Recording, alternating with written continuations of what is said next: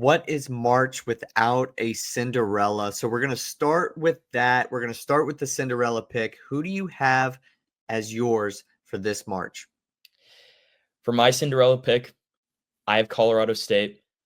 Going out on a limb here, actually, they're favored in their first matchup against Memphis in the 12-5 matchup. Fun fact, there's been a 12-5 winner in each of the last couple tournaments. Like, there's always one upset in the 12-5 matchup. So I really like Colorado State this year. They're currently favored in by maybe 1.5, maybe 2.5 points, depending on what book you're looking at.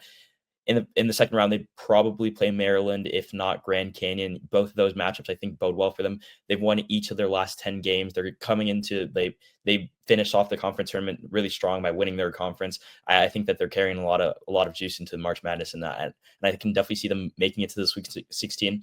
I have Florida. I maybe a little bit of a precursor to what we're going to talk about later, but I have Florida in my final. So obviously I don't have them getting past the second weekend, but Colorado State is a team to look out for. And I mean, if you're going to win 10 straight to come into March Madness, I just think they're going to stay hot.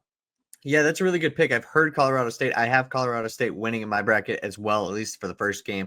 I chose Yale over Michigan. So I have them going to the Sweet 16. I have them also beating Texas A&M. I think they're a really good shooting team.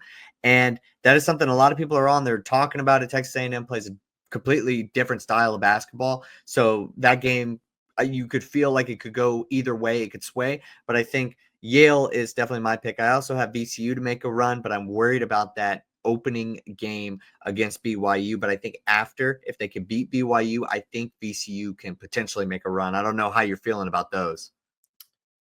I mean, it's March. I know you disagree about BYU.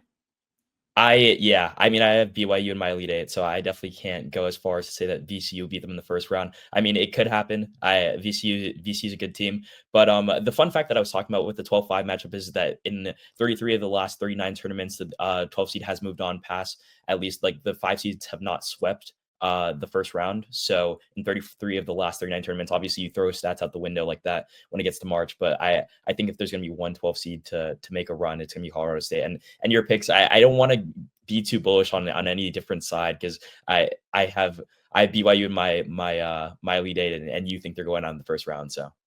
Yeah, what do we know really? Well, part of the reason why I did choose Yale, just expanding on it a little bit more, is while Texas A&M does play a very interesting style of basketball, Yale forces its opponents, to shoot from behind the arc on nearly 50% of their attempts. So if you're not a team that can potentially push Yale's defense back a little bit or bring them up so then you can potentially get some points in the paint, get some easy buckets, then you're going to have a longer day. And obviously, conversely, like Yale shoots the ball very well. So I think it's just one of those matchups that does actually end up favoring the Ivy League team. A lot of people are on UC San Diego too. So maybe they could end up, neither of us are on it. We'll get to that later. But maybe that could end up giving them a path to the Sweet 16, right? If they have to beat Texas A&M and then they don't have to go play Michigan, then they have to go play UC San Diego. Maybe that's a more logical path for them to the Sweet 16.